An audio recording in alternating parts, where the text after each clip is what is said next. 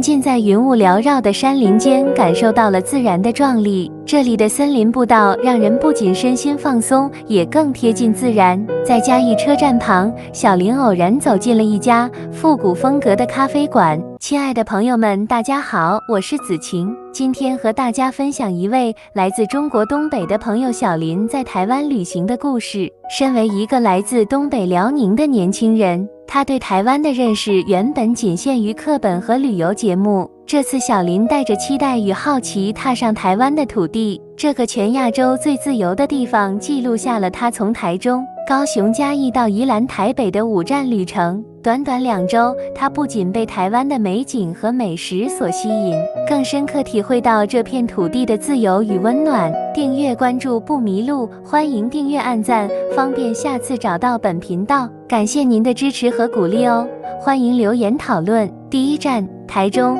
秩序与细腻的惊喜。小林一踏上台湾的土地，他就感受到截然不同的氛围。从机场到入境处，所有人都面带微笑，耐心指引，让他感到轻松自在。在逢甲夜市，小林遇到了一位正在摆摊卖手工饰品的大学生阿伟。阿伟的摊位并不起眼，却充满了温馨的气氛。他们的对话从手工艺品开始，逐渐聊到了阿伟的生活和理想。阿伟告诉小林，他正在台中科技大学念设计系，摆摊是为了支付学费，但他更希望能借此和不同的人交流。阿伟热情地介绍了台中的文化特色，比如台中花博和周边的咖啡馆小镇。他还推荐了一家当地人常去的甜品店，让小林在品尝芋圆时感受到不一样的浓人情味。让小林印象深刻的是，阿伟谈到未来时说，我希望有一天能用设计改变台湾的小城镇，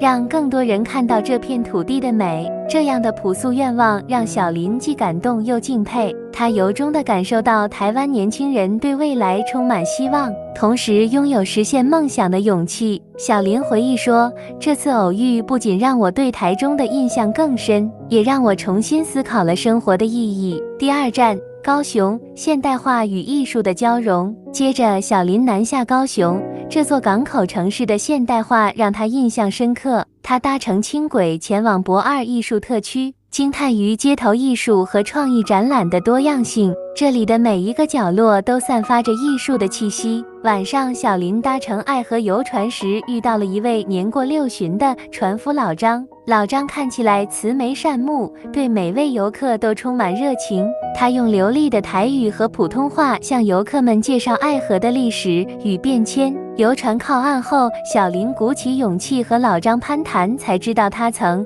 经是一名渔夫，后来因为渔业收入减少，才转行到爱河当船夫。以前这里的河水很脏，几乎没有人愿意靠近。老张指着爱河说，但现在河水变清了，游客也多了起来，我每天都能见到不同地方来的人。老张还分享了他对高雄的自豪感，这座城市一直在进步，但我们保留了许多传统的东西，比如夜市文化和海边的祭典。他热心地建议小林去六合夜市尝试一碗道地的猪血汤，还说别忘了试试我们的芋头冰，高雄的甜点特别纯正。小林深受感动，他说，老张的故事让我看到了一座城市的韧性，也让我明白所谓的现代化并不是抛弃传统，而是在传统的基础上发展出更多可能性。第3站，嘉义，历史与人情味的交融。从高雄乘火车到嘉义，小林被这里浓厚的历史氛围所吸引。他首先参观了阿里山森林游乐区，沉浸在云雾缭绕的山林间，感受到了自然的壮丽。这里的森林步道让人不仅身心放松，也更贴近自然。在嘉义车站旁，小林偶然走进了一家复古风格的咖啡馆，店内播放着老式黑胶唱片，氛围让人无比放松。他与店主阿朱攀谈起来，才得知这家店已有30多年的历史，是阿朱的父亲创办的。阿朱分享到，我的父亲以前是火车司机，这家咖啡馆是他退休后的心血。他希望每一位来嘉义的旅人都能在这里找到片刻宁静。阿朱还说，很多当地人会在这里办小型音乐会，甚至有人专程从台北来，只为感受这份怀旧的氛围。小林在店里点了一杯手冲咖啡和一块柠檬蛋糕，浓浓的咖啡香气和蛋糕的酸甜，让他感受到了一种细腻的幸福感。他说，这家店让我意识到，旅行不仅是看风景，更是感受当地人的生活方式和情感。第4站，宜兰，自然与人文的完美结合。从嘉义回到北部，小林选择前往宜兰，这里的自然景观让他印象深刻。他租了一辆脚踏车，悠游在东山河畔，沿途欣赏着田野与河流交织的景色。在宜兰乡下，小林因为天色渐晚，错过了最后一班公车。他正着急时，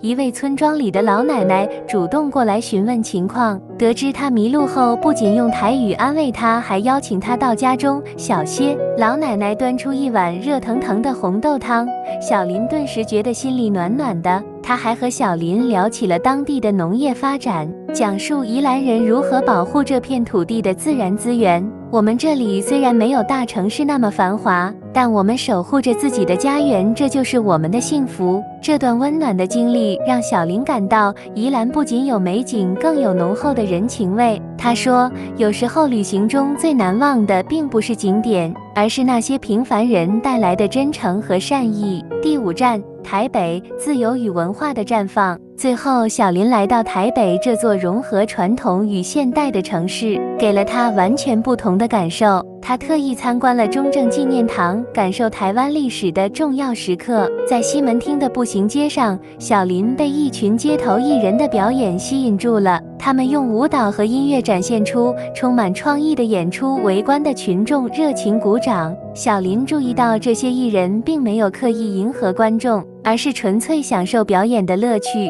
表演结束后，小林主动和其中一位艺人阿杰聊天。阿杰告诉他，他们这些艺人都是自发组织的，表演是他们对生活热爱的表达方式。在这里，我们不用担心别人的眼光，只需要做自己想做的事。阿杰的话让小林深有感触。台北不仅是一座繁华的城市，更是一个让人自由表达自我的舞台。台湾是亚洲最自由的地方，它的自由体现在生活的方方面面，从政治到社会，从文化到经济。小林在台湾的每一天都被深深触动。某天，小林在台北的街头散步，正巧碰上一场地方选举，候选人的旗帜飘扬，宣传车穿梭，但氛围并不喧嚣，反而多了一种有序与和谐的感觉。路边摊贩们一边忙着生意，一边讨论候选人，甚至连老人和学生都在热烈交换意见。台湾的选举是我们最骄傲的时刻。一位正在贩卖地瓜球的大叔对小林说，我们的投票是自由的，想选谁就选谁，没有人能干涉。当晚，小林走进台北的一个夜市，灯光闪耀，人潮汹涌，摊位上的美食香气扑鼻。小林结识了一名原住民青年阿杰，阿杰热情地向小林介绍自己的族群文化，还带他走进一家小茶馆，品尝原住民特有的红梨茶。以前我们的文化差点被遗忘，阿杰说，但现在我们的语言和习俗正在复兴，政府也给予了很多支持，这让小林深有感触。他的家乡对许多敏感话题避而不谈，而在台湾公共讨论是一种常态。这种自由让他看到了社会进步的可能性。他也发现，在台湾几乎所有的国际社交平台都能自由使用，没有任何限制。他和民宿老板聊天时提到这点，老板笑着说，在台湾，网络世界和真实生活一样自由。结束旅程时，小林回想起这段旅程中的点点滴滴。他说，台湾的自由是刻在每个人的生活里的，无论是政治文化还是生活细节，这里的每一刻都让我感受到自由的可贵。这趟旅程改变了他对自由的看法，也让他期待有一天自己的家乡能拥有这份来自台湾的启发。小林满载而归，他说，台湾之所以迷人，不仅仅在于它的美景与美食，更在于这片土地上散发的人性光辉和自由精神。对比家乡，他感慨，台湾城市的高楼大厦可能不如中国的大城市多，但这里的文明、自由、开放与温暖让人感到无比舒适和羡慕。欢迎留言讨论，别忘了按赞、订阅，还有开启小铃铛，这样才能第一时间收到最新影片通知哦。我们下次再见。